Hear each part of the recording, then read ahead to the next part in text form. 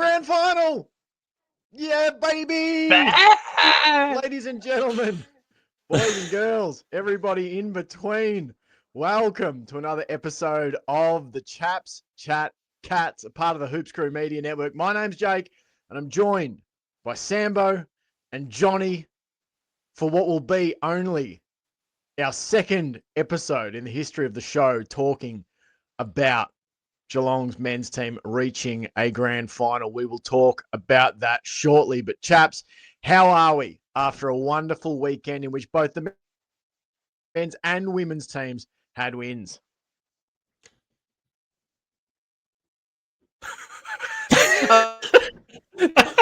I was great. Got by the leg. Great. No, I just thought John was going to talk, and then I thought you were going to talk as well. I saw him swallow his sentence in real time and realized it was me that talked. Good. I said to the people at work when I worked, they asked me, I was like, glowing is the way I would describe it after those two matches. I'm glowing. Post-coital. Yes, like that pregnancy glow. You know when people say the ladies are luminous when they're pregnant. That's how I feel. I think I can understand what it's like to be pregnant. I think that's fair. Absolutely. Yeah. Won't get any pushback on that.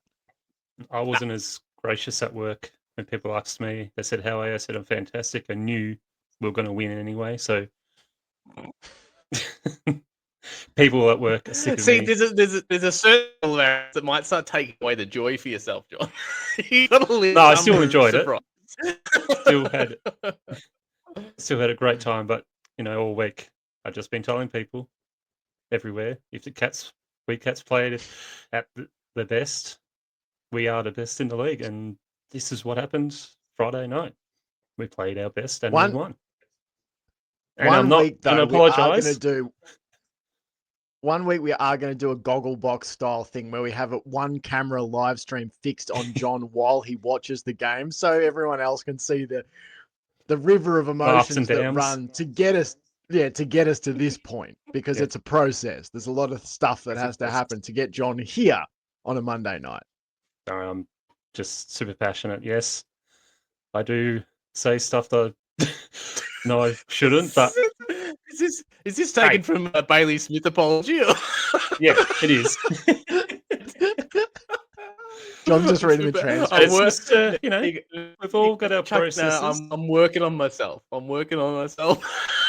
never said I was working on myself. I said you got to say that. You don't actually have to work on yourself. That's the beauty of it, John. You don't have to actually work on yourself. You say on the show tonight. We've already talked about it. We're going to recap both the men's and women's game. We're going to start with the men's prelim final victory over the Hawks. But first, we need to say a big Hoops Crew Media Network thank you to our sponsor, the amazing, incomparable Cyril Cook Florist. They've been with us all this year and last year. www.cyrilcookflorist.com.au. Give them a bell on 035 222 2244. Visit them if you want to get on your pins and wander in. Shop 1211 Leather Street in Breakwater. Now remember, if you're shopping, use the code GOCATS in the voucher field at checkout. They'll knock 20% off your next purchase. This is important shit to remember, lads, because grand final, if we win, you might want to send some flowers to people, okay? There's lots of stuff coming up at this end of the year. So go Cats in the voucher field at checkout with Cyril Cook Florist.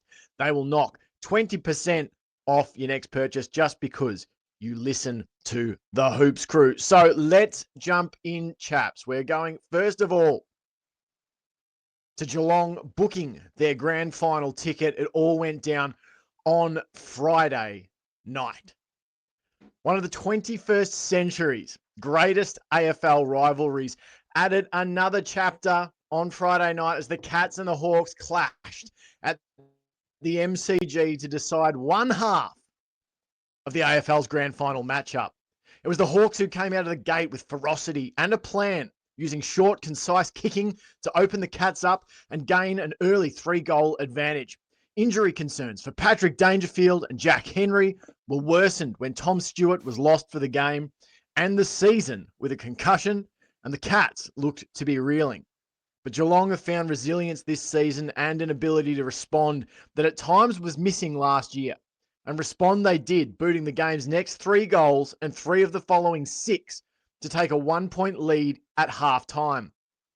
After the main break, they delivered the first of a series of haymakers. Stengel, Dangerfield, Holmes, and Cameron goaling in the space of 8.5 minutes to gash open a 4-goal lead. Hawthorn, to their great credit, responded 3 quick majors of their own to narrow the gap. But either side of three-quarter time, the Cats landed a second and this time decisive series of blows. Martin, Cameron, and Manor all split the uprights before the final break. And when the Hawks goaled early in the last term, Geelong responded. A double jab from Dangerfield and Myers to balloon the gap out to what proved to be an unassailable 35-point lead. Now, the Hawks did rally one more time. They kicked 3 goals in the space of 6 minutes to give themselves an outside chance of sneaking out a comeback victory. But the Cats emphatically shut the gate. Tyson Stengel struck off the deck for his 3rd goal of the night before Bailey Smith cruised through 50 on an angle and delivered the final goodnight kiss. Geelong 17-13, 115 to 13-7, 85 winners. The Hawks came with a plan. They never bowed their heads and they continued to fight, but the Cats expertly pulled that plan apart. They accessed gears in their play that the Hawks couldn't go with, and then they burned away with class, poise, and brilliance to a deserving 30-point win and a spot in their 7th grand final of the 21st century. Sambo, I'll come to you here first. Just a quick sort of, I suppose, your overview of the night. What you felt watching it, maybe, something that instantly comes to your mind about what stood out to you about the night. And then likewise, Johnny. I mean, it was a good tick. We've talked about ticks after a lot of the back of the season, trying to, tick off questions. Brisbane was the first big one, I thought. Hawks is kind of another big one. Just for the, I feel like John said, I felt in my heart of hearts that we're the better side. If you take, as much as Sam Mitchell tried to claim that if they'd played better, they good enough to beat Geelong, I don't agree unless Geelong are off. I think their best versus our best. I think we're the better side. And then there's all the shades of grey in between, underneath that of who's on, who's not on. So I felt like we were the better team. But the Hawks were they just did have this skip about them this year. You just wouldn't have put it past them to do something, as the commentators kept saying, something silly here. So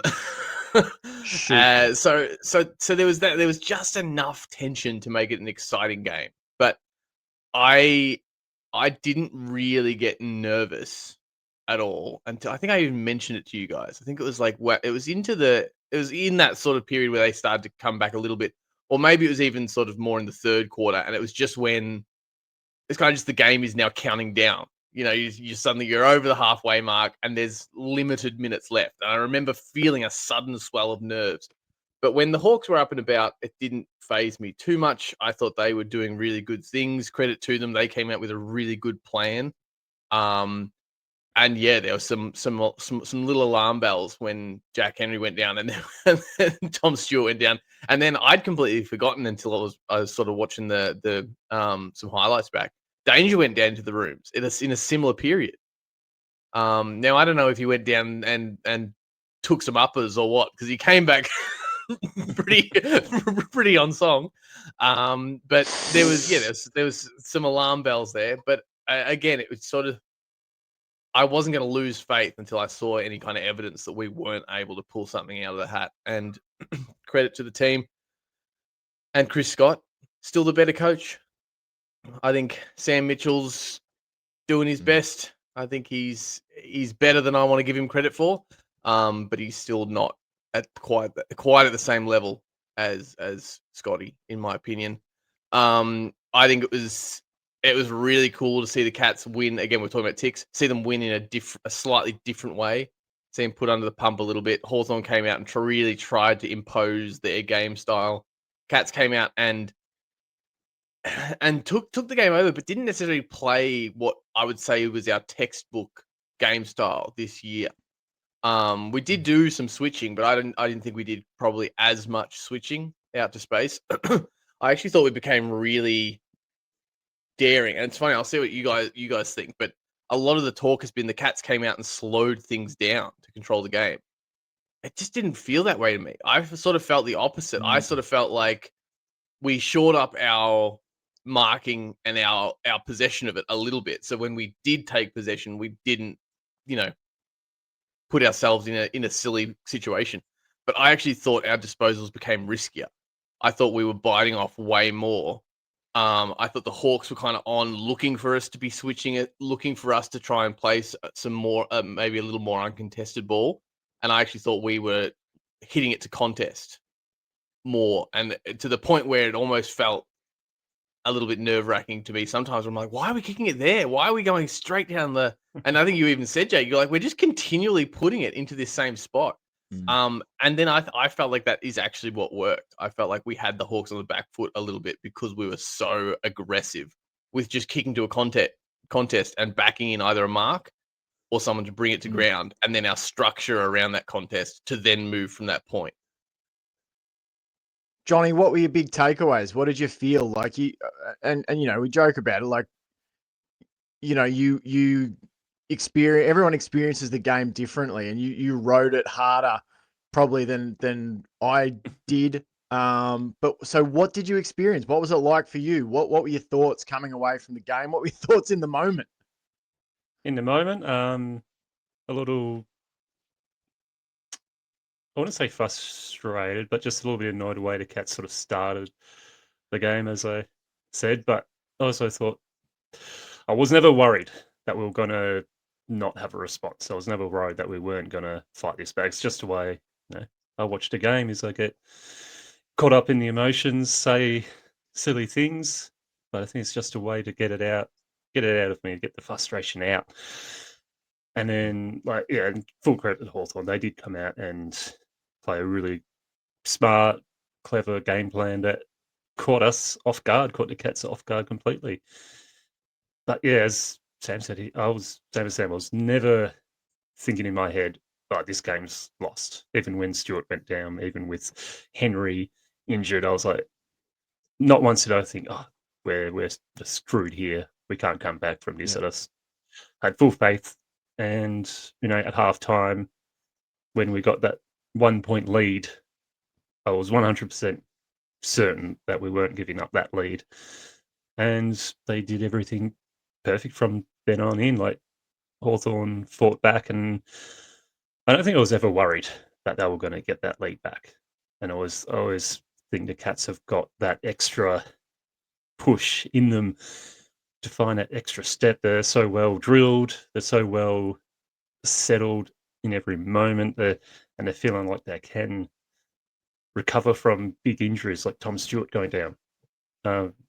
It was like, and especially having him miss so many games this year and be not in his best form has also served the Cats really well, of going, we know how to cover Tom Stewart really easily now. Like, if he goes down, it's not as a big issue as, say, as a Dangerfield going down. If Dangerfield was the one that got concussed, I'll be a lot more worried in the grand final than, say, Tom Stewart getting concussed. I feel like we've got those players that can cover Tom Stewart in a similar way, a bit easier, but we don't have another player like Dangerfield.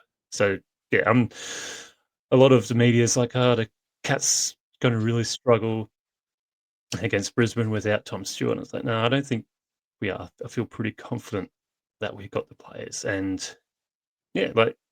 really, so really happy with how the game went, how the Cats fought back against the Hawks, and just how everything went. It felt like it went to sort of a plan of the Cats. And like you said, Jake, earlier in the week, you felt like the Hawks were going to burst out of the gate really fast and quick, and they did.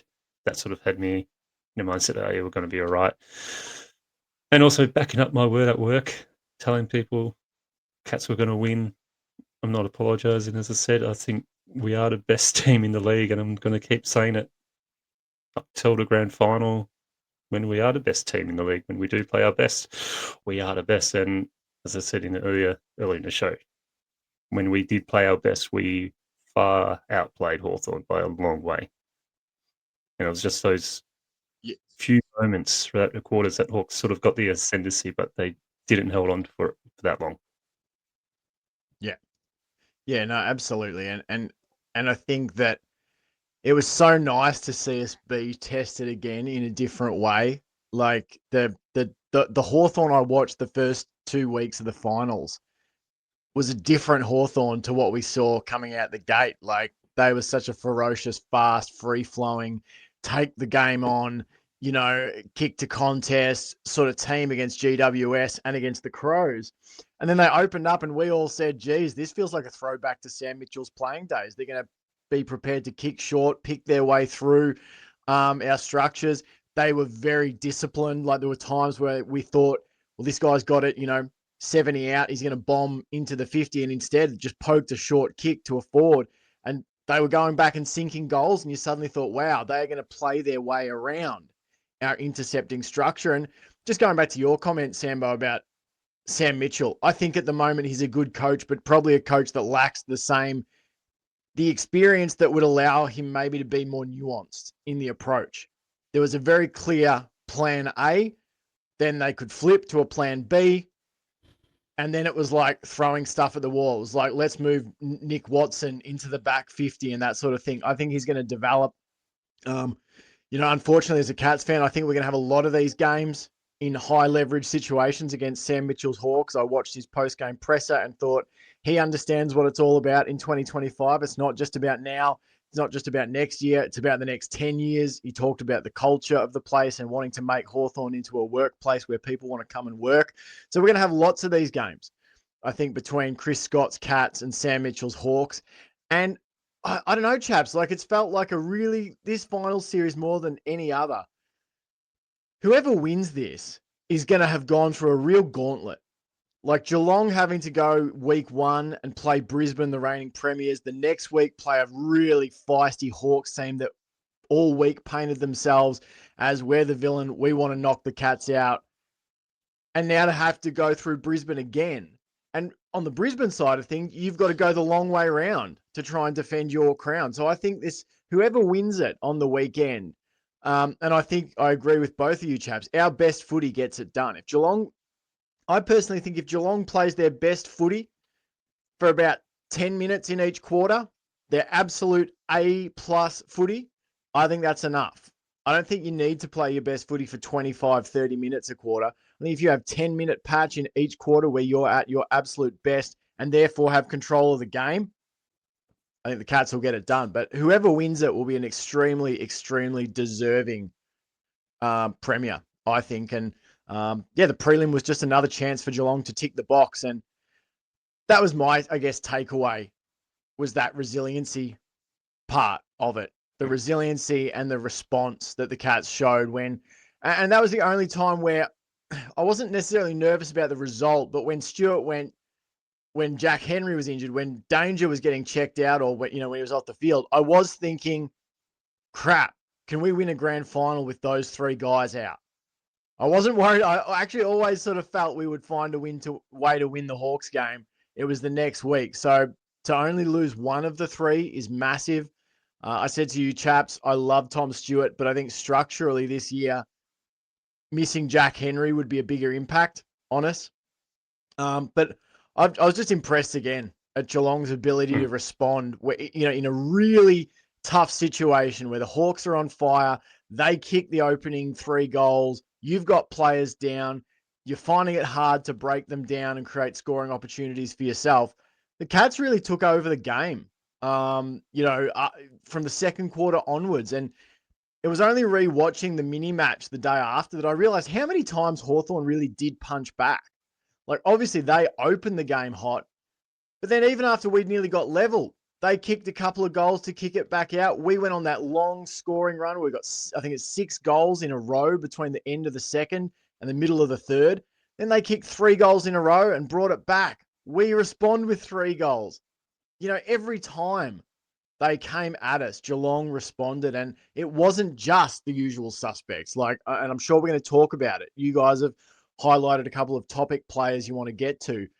It wasn't just Patrick Dangerfield. The commentators said at one point, he's single-handedly doing this. And I thought that was absolutely effing disrespectful. Yeah. To performances like Tom Atkins, Mark Blixarves, Zach Guthrie, Sean Manor, Jeremy Cameron, I thought played a really great game. He kicked 3 goals, 9 marks. Tyson Stengel, 3 goals. So many players around the ground had great games. So I think our depth has improved across the year. The same players, but different performance and production out of them is what I feel like we're seeing. It's the same group, but they're developing. So it's massive. But just before we get to your talking points, chaps, I threw it out to the Hoops Crew Discord chat and said, would love to know moments from the prelim that made you most hot under the collar. What got you randy? Yeah, baby. Yeah. JD said anything that Dangerfield did. It's also, can't remember when, but Tom Atkins got hold of Newcomb in general play and won a holding the ball decision. When that happened, I thought things were falling our way. Shadu said Danger's general performance and demeanor excited me deep in my loins. Also, Jai Clark's performance. Thomas said the Irish job on Watson and Weddle. The Hoops Crew said, Gryans, we've got this, mate. Look, with about 5 minutes left. A few people highlighted the Gryan and Warple moment when Gryan chased him down and tackled him for holding the ball decision. Where else do we have? Jackie said that Gryan moment, tackling Warple, holding the ball, then hit Jez up on the lead for a goal. Blixarves being Blitzarves. Who else do we have? Big T Sav, 99, said Tyson Stengel kicking 3 goals.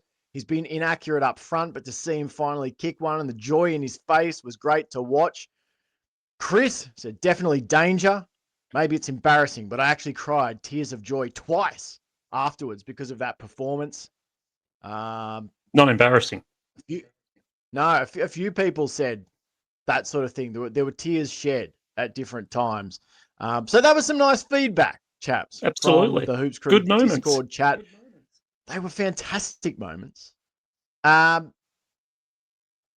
you guys have a particular moment that was that yes. The moment you remember from that game? What was it, Johnny? Ollie's Dempsey's handball to Tyson Stengel.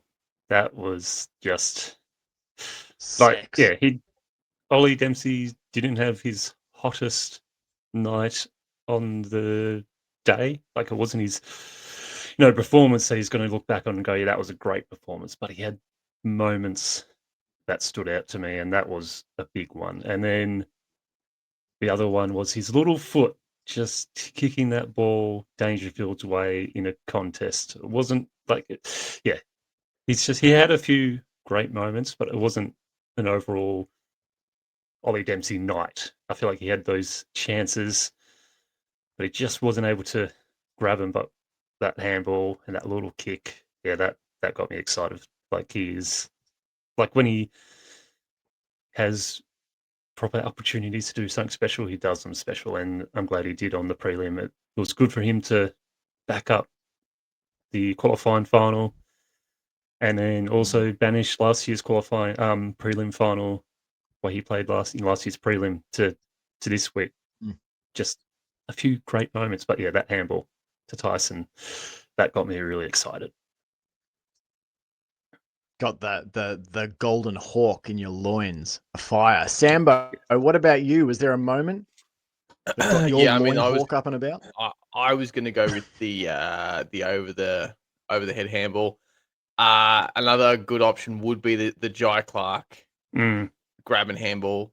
That was my other one I was going to insane. mention. But I think I'm actually going to go, and I don't know if it's the right answer because I don't know if it's the right emotion. But I really got a little invest in Bas Lenker's celebration. Oh, He yeah. loves to have a bit of a shrug and say it doesn't get to him. And I know I live for it. The boos don't bother me. You know, they were booing him and he wasn't getting into it. When he gave him the old shut the F up. I won't swear here because it's not worth it. I'll save our allocated words.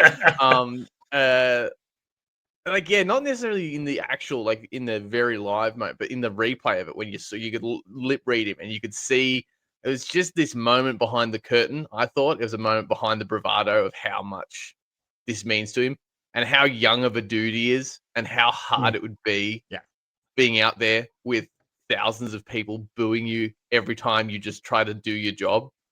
That would suck. That would absolutely suck. And so, yeah, not for nothing, all the other stuff that's happened, whatever you think about any of the controversies, just that particular moment was obviously super exciting, awesome, but also just this little bit of humanity in there that really, I don't know, just really got to me. I like I it. love it. That was a great moment. I absolutely. There's so many spots you could go. One that stuck out to me was Patrick Dangerfield sticking out a mitt to claw a ball back away from a Hawthorn defender. It hits the deck, and I think a few moments later he got the ball again and kicked the goal. I think that or did he get it out to Jack Martin? Maybe I can't remember if he ended up kicking it or not. But it was just one of those danger moments where you're just like, oh, geez. Like I wrote some stuff about him. I spoke about him on the my other podcast, the Jake Botel Sports Experience, daily sports podcast. I spoke about him today, and just like I was really racking my brain for a player like him, and I honestly, and he's not even in my top 5 Geelong Cats of all time. I'll be honest. If I'm talking about just my favorite players, he's not in the top 5. But when I try and categorize him, when I go, who else fits in his lane in the 21st century, I struggle to find another player because there are players who are more aesthetically pleasing to watch. There are players who are classier. There are players who are more efficient. But like no one, I can't think of a single player that on a play-to-play basis like attacks the footy and is as ferocious and just like I said, he's a unicorn on steroids with a nuclear warhead for a horn. Like he's unbelievable. His violence, like the way he goes about it, and just his commitment to the moment is. You could drop him, and we said it in so many different times, sitting on the couch together watching games or in podcasts. You could drop him in any era of footy, and not only would he survive, he would thrive. Like there's a lot of players that we look at now and we go, well, they wouldn't make it in the 80s. Their game wouldn't translate. But you could drop him in anywhere. And he's just magnificent to watch. But do you know what my moment is? I think my moment was Mark Blixarves. Mark Blixarves after the Jai Clark hand pass to Manor, and Manor kicks the goal. Mark Blixarves gets in Jai Clark's face and gives him a big hug, and he's talking to him.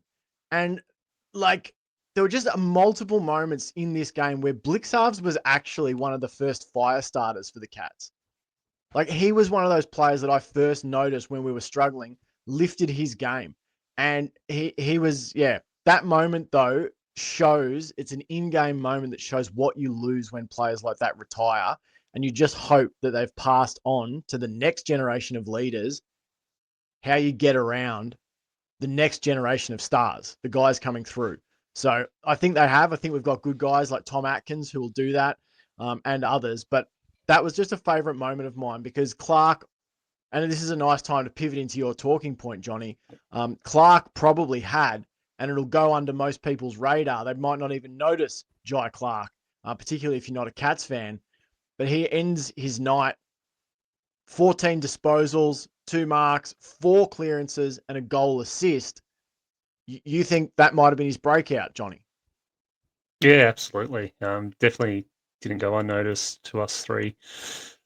He came on early after the Tom Stewart injury in a really tough game, like really tough circumstances. He has only played like 2 minutes in this whole entire final series, and he's sort of been a sub.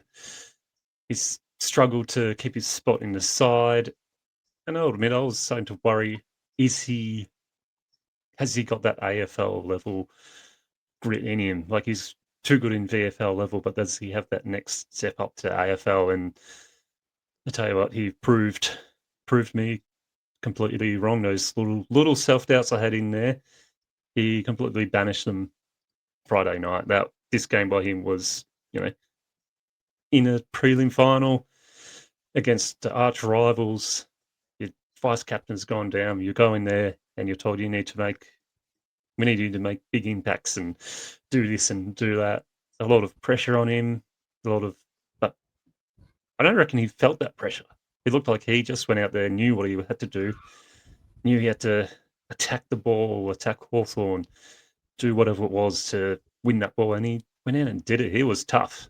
It was the toughest I've seen him play. It was easily his best game I've seen him play. He only made one small mistake, which was mopped up by the Cats in the end. It was just a kick. I think it was trying to go to Manor or someone, just miskicked it which is unfortunate.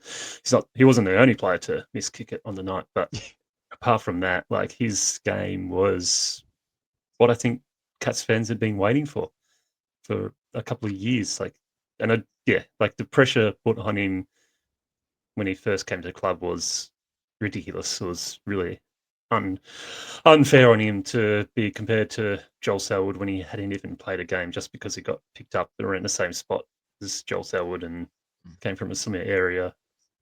But I tell you what, this game, I think we're starting to see.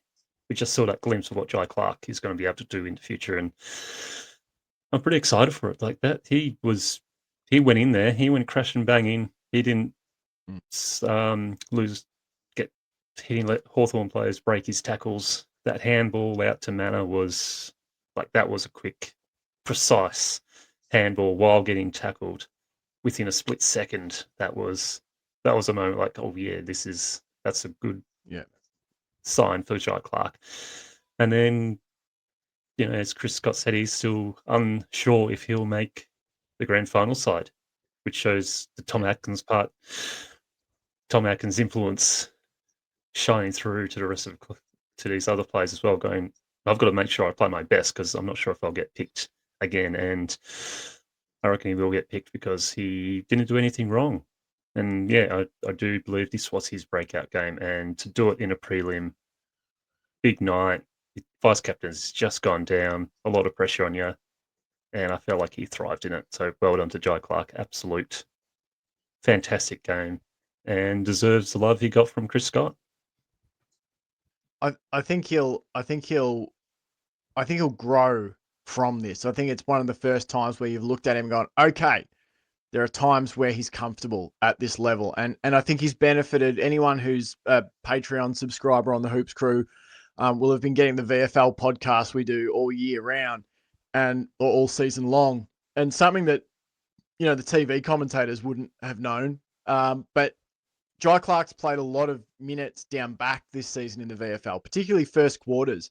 They were starting him down in the back 50. And I think it really changed the way he saw the game. It allowed him to have some disposal where he wasn't under direct pressure, where he could watch the game unfold ahead of him. And then across the game, they would transition him to being on ball. And I just think it set his mind up to think about the game a little bit differently. When he starts the game on ball, it's all chaos and ferocity and win the ball, see ball, get it out. When you start in the back 50, you're watching the game come to you, and then you are transitioning the game from back to front. So I think that's really helped him. He's unlocked some speed this year, which has really helped him. So it's been his best year by far at the Cats. I've watched every game he's played since he arrived at the Cats, VFL and AFL, and this has been his best season, and it is his best offering at AFL level. He's still raw. I think he's not guaranteed of a place as a starter next year. Like he'll have to earn that. But he came in and did a hell of a job, and I think it'll be good for him. Sambo, Johnny was just talking about the Tom Atkins influence. You came away from this game, you said, feeling like he's still underrated. Yeah, I think so. I think in the general media sense, even on the day, like the commentators he's always the afterthought. He's always there. And Tom Atkins, he's a good player, isn't he? Or he's had a good game, he's had a good night, blah blah. And then in the Good discussion, tackler. in the discussion, like in the media post game, and then leading into the grand final, all anybody talks about him is as a negating player, as a defensive option. And they put him in the same conversation as Mullen and O'Connor. No, nothing against Mullen and O'Connor. Those guys are legendary status in what they do. But Tom Atkins is, and it also set me off a little bit because I watched a little bit of that footy from the flat podcast. I try and do a little bit of, I stay away from all general social media at the moment, but I do try and do a bit of coverage, like just soak up what's being said. And they were going through the clubs, every club, and choosing their A-grade players, listing how many A-grade players there were. And they contended Geelong only had 2 A-grade players. Now, this is just the other day. This isn't like earlier in the year. And to be fair on them for not being sucked, to not being sucked in, they didn't have Bailey Smith in there. So fair, like, if you're gonna make a bold call, that's fair. But the point was, Tom Atkins wasn't even in the conversation. And in a year where you've broken tackling records, you would think you would be in more conversations. But the point of that is, beyond tackling, obviously, he was equal first on the ground for tackles, equal with Mark Blixarves. He was first on the ground for pressure acts. So those, as far as his defensive stuff, and that was with 33 pressure acts in a game too, which is not to be sniffed at. So I'm not saying his defensive stuff isn't his best attribute, Sure. but he is a complete footballer to me. It's if anything, it's just his attitude that keeps him out of the limelight. Probably it's the fact that he doesn't have any kind of hot takes in the media or anything like that. But he was equal fourth on the team for the disposals, equal third on the team for handball, clearances equal second on the ground, only one less clearance than Danger, more than any Hawks player, and only one less than Danger. Equal second on the ground for center clearances, one behind Danger. And he did that with 76% time on ground, which is less than Holmes, less than Smith. The important part of that was second on the ground for contested possessions. So the only one he was behind was Danger. And yet out of that contested possessions, he had 80% disposal efficiency. And second on the ground, again, only behind Danger for ground ball gets. And was leagues ahead of anybody else. Like, I just think I don't really have a broader discussion. This is all my point is, really. I don't get how he is only now getting talked about. And even still, it's like, oh, he's that tough tackler. He's that tough tackler. He's just had a look through some of the season-long stats. There are only 5 other Cats on the team who have more effective disposals per game. They are Bailey Smith, Max Holmes, Brian Myers, Tom Stewart, and Zach Guthrie. Then it's Tom Atkins. He leads the team for score launches. If you're looking at, no one averages more score launches than him. Where was it? Goal assists. In total goal assists, he is only behind Brad Close, Patrick Dangerfield, and Tyson Stengel. He has 20 goal assists this season. It's 1 more than Myers. It's 2 more. It's 4 more than Ollie Dempsey. Like, there are so many areas of the game. He's averaging second most clearances behind Smith. And he's averaging like 4 more tackles per game and 9 more pressure acts per game than the next closest Cats. He was brilliant. Equal disposals with Max Holmes. Love Max Holmes. Holmes is fantastic. Yeah. But Holmes gets talked about as having a blinder. And Tom Atkins, the tackle machine, has the same amount of disposals. and yet it's just like the narrative thing. And he leads Dangerfield, Max Holmes, Bailey Smith, Mark Blixarves, all the entire midfield in clearances. Yeah, for the Cats in total. On the night, he had exactly the same amount of disposals as Holmes, but they're flipped. So Atkins had 13 contested and 8 uncontested. Max Holmes had 8 contested and 13 uncontested, and yet Holmes went at 60% disposal efficiency. Atkins went at 80%. I think being able to turn that level of of contested possession into a high disposal efficiency. Obviously, they're different players. Holmes is kicking it so much more. Holmes' meters gained blow Atkins out of the water. I'm not saying he's better than Holmes. Yeah. It just bugs me that people come up with a narrative and then put that player in that box, and you don't need to think about it again until they like win a Brownlow or something, and then you're like, oh shit. Plus, he got 5 score No. intercept possessions, 6 score involvements. Tom Atkins is one of the Cats' best players. Easily, I would. Yeah. Like, just to say, it's absolutely brilliant. We've got to move. We've got to squeeze in. Another hour nearly of stuff here. We've got so many points we've got to hit. So I want to get to our votes, chaps, and we're just going to rattle them off. We'll get into maybe a bit of discussion in the Patreon, but I think I know I've mentioned all the players that I've given votes to, and I think we have across the board. I gave 1 vote to Mark Blixarves. I gave 2 votes to Tom Atkins, and I gave 3 votes to Patrick Dangerfield. Mine are the same. Mine are exactly the same. Okay. How's that for rattling off? That's easy. Yeah. I was Tom Atkins. Dangerfield might be one of the best finals performances I've watched. Yeah. I did like the part where Sam pointed out during the game where he said, "Oh, look at Tom Atkins screaming at Bailey Smith, telling him where to go." And then what happened? Bailey Smith got the ball. Yeah. That's what I love about Tom Atkins. It looked like a dad telling his kids to pick up their toys. Yeah.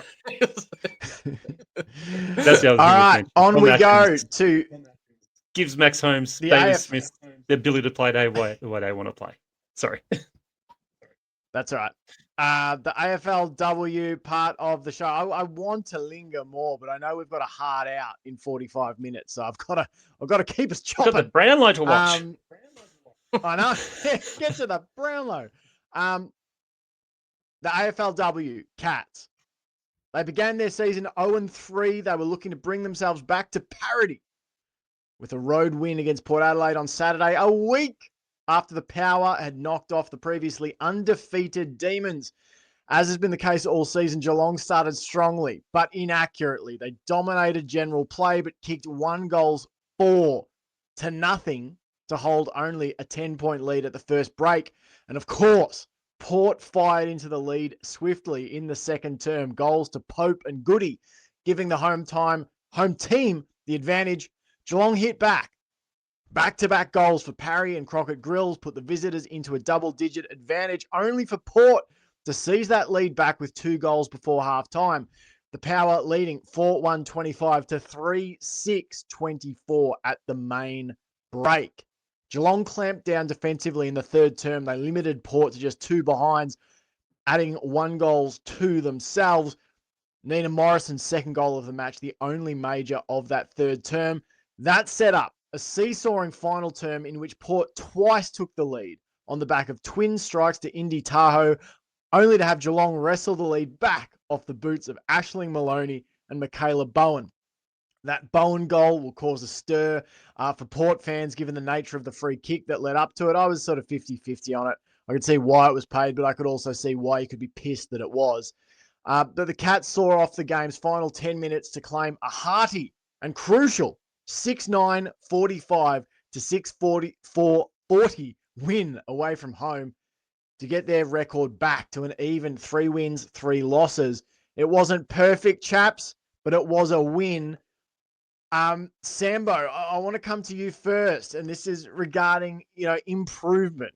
Are we seeing improvement? Are the fourth quarters still an issue? I mean, I'm thinking the first quarters are still a bit of an issue, but that pertains to Johnny's talking point, which we'll get to shortly. But that fourth quarter, what did you see that made you want to sort of bring it up here? Well, only that it was my talking point last week. It was the thing I wanted to see was this run out of game. And I think overall, in really simple terms, I think we did. We didn't let them run over the top of us, which is, I think, had been a little bit of a pattern, and even like in some of our wins over the last, the previous 2 weeks, I thought that extra time on ground for some of our stars was maybe becoming a bit of an issue. I think the jury's still out a little bit. I'm not 100% sure. Like, I would say if we'd converted a little better all day, I think it would look like less of an issue. But yeah, it just, I think it looked like it was more work. I think you could tell it was harder work for us in the fourth quarter, which is normal. You've played a game of football, but yeah, it certainly didn't look like we were riding on any kind of momentum. The whole sort of second half really felt like a bit of a slog to me. But I think overall, I would call it signs of improvement. I think, yeah, I think you could tell there was a degree of desperation around the end of the game, that how the power had charged back a little bit, and how small the margins were. So I think the fact that the desperation got us there. But yeah, I'd still put a little asterisk on that, on our bookends, I suppose, the way we start and the way we finish. Johnny, the way we start is not necessarily bad in terms of the performance overall. We tend to come out and dominate games, but 1 goal 4, the goal kicking issues are still there, Johnny. Like, it was 3 goals 6 to half time. So obviously in the second half, the Cats improved. They kicked 3 goals 3 in the second half, but it's still an issue.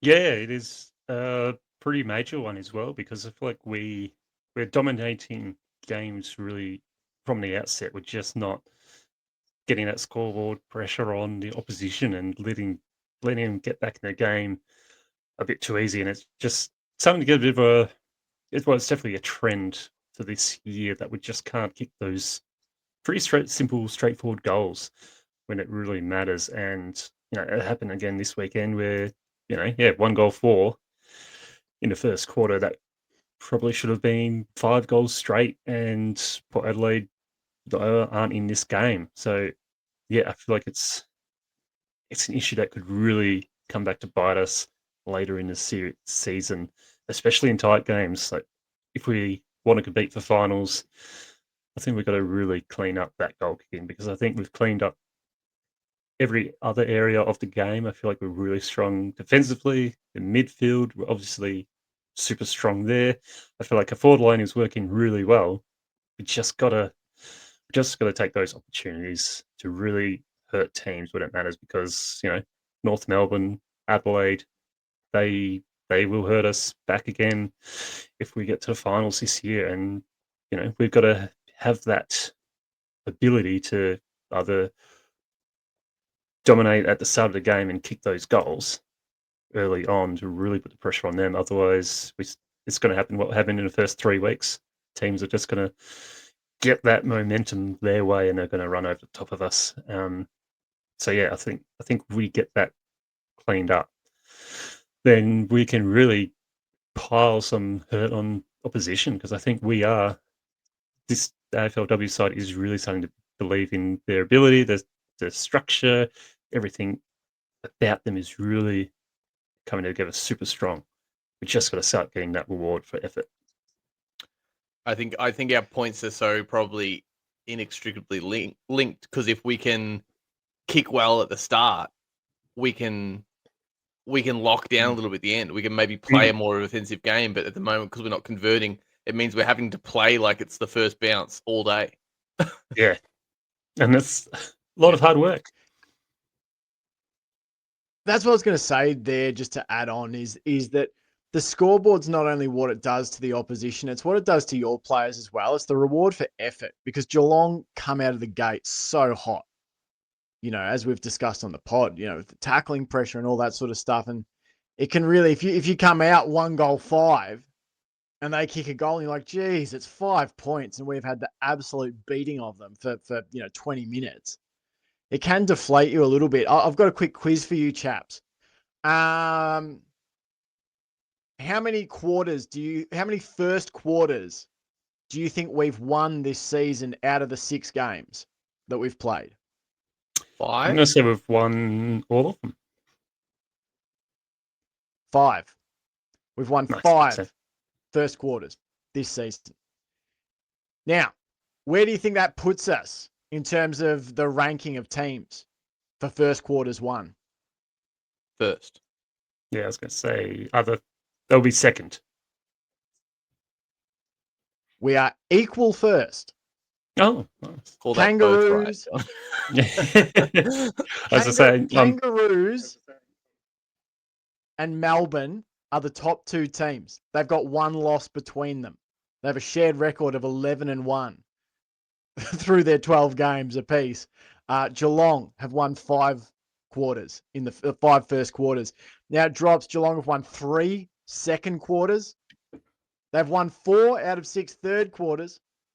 So they start halves well. But then set as the fourth quarter, there's only 6 sides who have won fewer fourth quarters than Geelong. They are Sydney, Collingwood, Port, Gold Coast, Hawthorn, and the Western Bulldogs. Now, you look at that, and there's a mix of teams that are in the 8 and out of them, but it's just interesting to see where some of this puts Geelong. In terms of total quarters won, Geelong have 14 quarters won this season out of 24.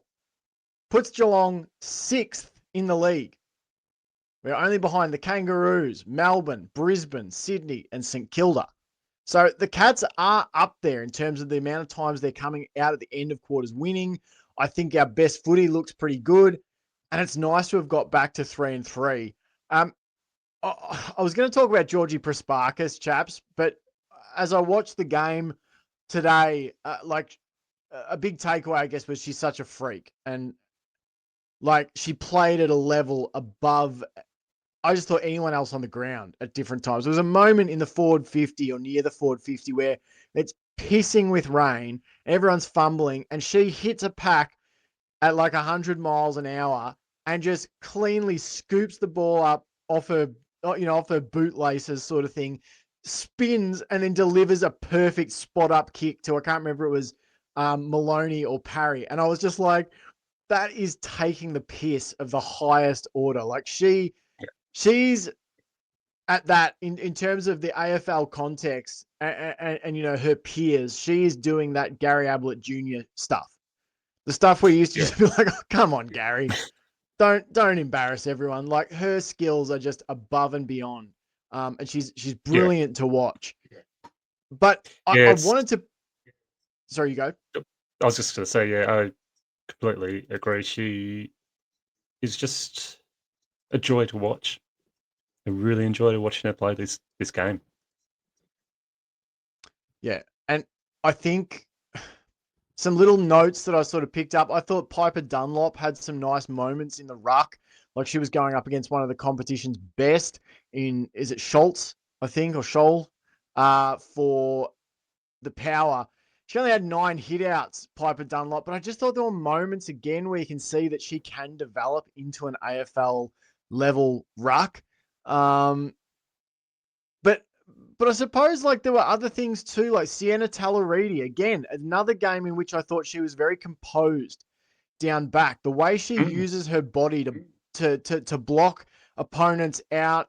I think she's pretty clean with her disposal. I think she's been a good addition into the team. Good kick. Accurate kick as well. Yeah, I think so. I think she's a really good addition. I think the back line looks a lot better the last few weeks. I was sad that Emma Kilpatrick got knocked out of the game by Ebony O'Day. Kilpatrick's become a bit of a favourite of mine the last few weeks.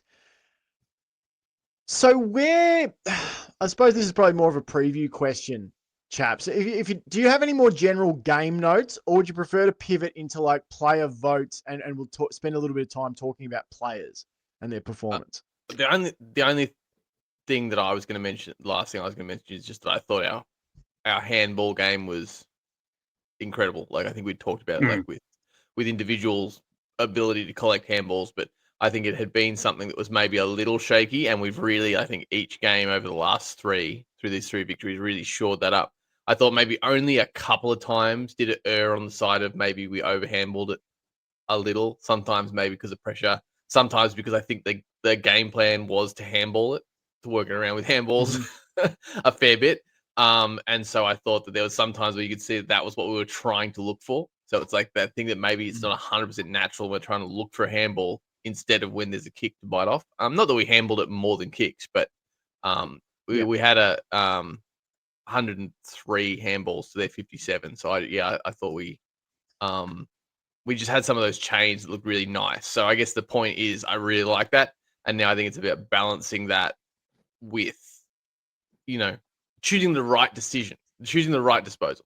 So I think we've polished our kicking game. I think we've polished our handball game. And now it's about, I guess, just honing that in. So you're choosing the right one for the right situation. I was just going to have a look again, chaps. I just saw that our interchanges, I think we only made 45 out of 60 odd interchanges. Now, of course, that takes into account we would have had less rotations once, once Kilpatrick went out. There was another player, I think they said, who Julia Crocker-Grills went out late in the game. But in general, it's just funny again. Michaela Bowen, 98% time on ground. I don't even know how that's possible. Like, how many minutes is that on the bench? What for Michaela Bowen? She probably had 2 minutes on the bench. Apart from that, she was out there. Yeah, insane. So she, and there's some ones that make sense. Jackie Parry being on the ground for 97% of the time makes sense. She's a key forward. They can generally have some rest time. Georgie Rankin, Aisling Maloney, Rachel Kearns, Becky Webster, they all sort of make sense. But, then you got Prasparkas, 91% time on ground as a midfielder. It's very interesting. I'm monitoring these chaps, how we're keeping teams, how we're keeping the stars on the ground, which, potentially as we're sort of positing the theory, like it does help us in terms of not exposing maybe a lack of experienced depth by keeping a few players out there all the time. It allows you to continue to have a lot of class out there. The commentary team actually made mention of it. When Nina Morrison took a mark up forward one time, they said, it's interesting to see Nina Morrison resting up forward. I can't remember what they said. You don't lose her off the ground or something, if she rests forward. And she kicked 2 goals and was excellent. So let's do the votes, chaps. We'll rattle through them and then maybe just pick a player each to give a few extra thoughts on, particularly if we're similar. That will be easy. My one vote, where was I? One vote was Nina Morrison. My 2 votes were Michaela Bowen. My 3 votes were Georgie Prasparkas. I'm the same, but I've got the last 2 flipped. I've got the 3 to Bowen and the 2 to Prasparkas. Exactly the same as you, Jake. All right, then Sambo, you talk about Bowen. You talk about Bowen because you've got her as your 3. Johnny, do you want to talk about Morrison or Prasparkas? I'll go Prasparkas. All right, and then I'll do Morrison. So Sambo, why Michaela Bowen? What did you like about her game? I just thought thought she was the game winner. If I had to pick one player, I know we just ragged on people for saying that about Dangerfield. But if I had to pick one player that we could not take out of that game, it's Michaela Bowen. At the end of the day, she clocked its career high disposals in a game, and number 1 on the ground for disposals. She led the game for disposals. She led the game for tackles, equal with Nina Morrison, but still equal first on the ground for tackles. So I just think that the combination there of the offensive game with the defensive game is kind of hard to ignore. As we said, she spent basically 100% of the time on the on the ground. And I think it's really interesting. I would need to track her, go back individually through the games. But I feel like her game they've shifted her slightly. Would you say that in the last maybe 3 or more, she's having more time off the ball than she was in the start of the year? So her contested possession numbers versus uncontested possession is, I would think, flipped. I could be completely wrong on my reading of this. I feel like they've more and more put Amy McDonald My feeling is they've put Amy McDonald more and more into the contest, and Michaela Bowen is more and more outside the contest. Not that she wasn't ever outside the contest before, but so her numbers were 19 uncontested possession to 6 contested possession. For such a hard nut player, I kind of just had Michaela Bowen in my head as having more contested possessions than that generally. Yeah, I think you're right I'd there. just I think say she was playing a bit more outside.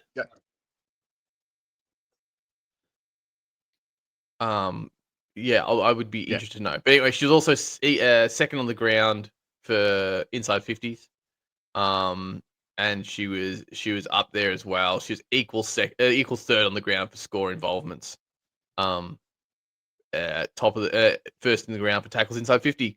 Only slight knock really is her disposal efficiency with 19 uncontested possessions. You probably maybe want it to be a little higher than 64%, but it's not like dire straits to me. That's just what happens. I just love the way she goes about it. Always have, and for her that to be one of her career best performances, I couldn't not give her the 3 myself. Nice.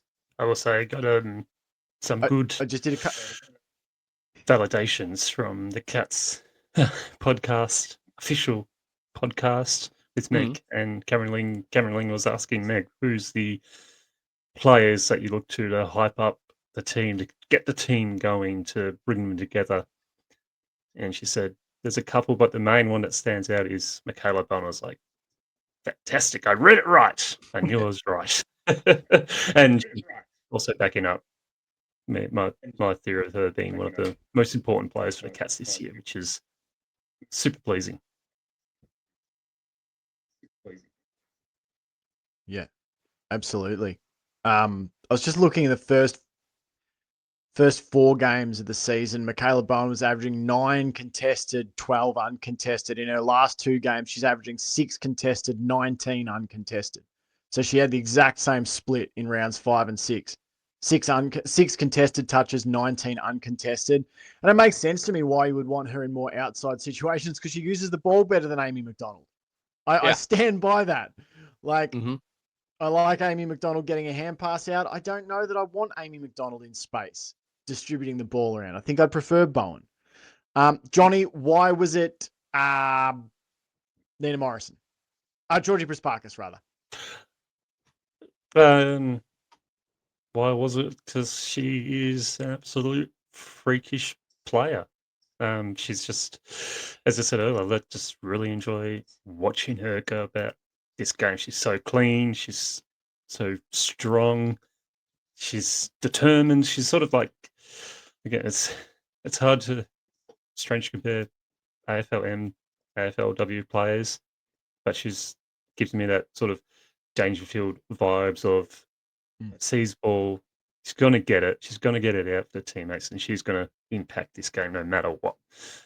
And I felt like at crucial moments in this game against Port Adelaide, she did exactly that. As you said earlier, she got that ball, picked up cleanly, kicked inside 50 towards Parry, who kicked a goal. It's like, yeah, she is becoming that player that the reason why the Cats picked her at number 1 in when was it 2021 draft. Just an absolute superstar, absolute freakish player, and she's really starting to own it and take the number 1 player in AFL as her own. And as I said, as I said earlier, I feel like she has felt frustrated at the way she's played in those first 3 weeks, the way the Cats have played the first 3 weeks, and taken it upon herself going, I am the best player in this team. I am the best player in the league. I'm going to help this team get better.